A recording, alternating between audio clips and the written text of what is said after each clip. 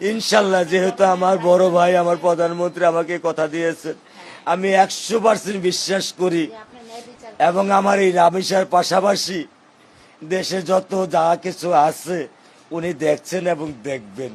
আমার বড় ভাই মাননীয় প্রধানমন্ত্রী আমাকে আশ্বস্ত করেছেন, আমি আর কিছু চাই না। প্রধানমন্ত্রীর কাছে, বাংলাদেশের সরকারের কাছে, বাংলাদেশের জনগণের কাছে আশা করি, প্রত্যাশা করি এবং আপনাদের মাধ্যমে আমি এইটাই আপনাদের কাছে আশা করি। আমার হাত ধরে উনি নিয়ে গেছেন এবং তুর্কি ভরে সেই তুর্কিতে মাটি ছোট ছোট হাত দিয়ে সেই তুর্কিতে আমি সেই মাটিগুলো ভরে দিচ্ছি, সেই দৃশ্য আজও আমার চোখে ভাসে।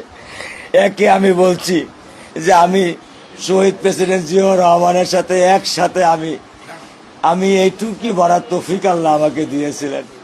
পরবর্তীতে তার সুসন্তান আজকে প্রধানমন্ত্রী, ওনাকে আমি মানা করছি যে আমি আসি, কিন্তু উনি না শুনে উনি আমাকে আমার কাছে আমার বুকে আসছেন, আমাকে আদর দিচ্ছেন, স্নেহ দিচ্ছেন, ভালোবাসা দিচ্ছেন, আমার বড় মেয়ের দায়িত্ব নিয়েছেন।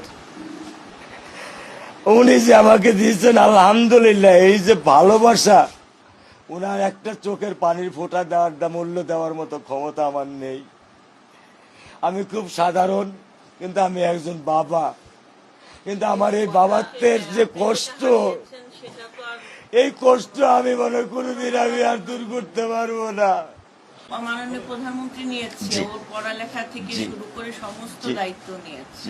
আমি কৃতজ্ঞ আপনাদের কাছে। টেনশন করবেন না, আমার কোনো টেনশন নেই। আমার বড় ভাই মাননীয় প্রধানমন্ত্রী আমাদের দায়িত্ব নিয়েছেন, আমার কোনো আমাদের রামেশাকে শহীদ মৃত্যু হিসেবে কবুল করে নেয়।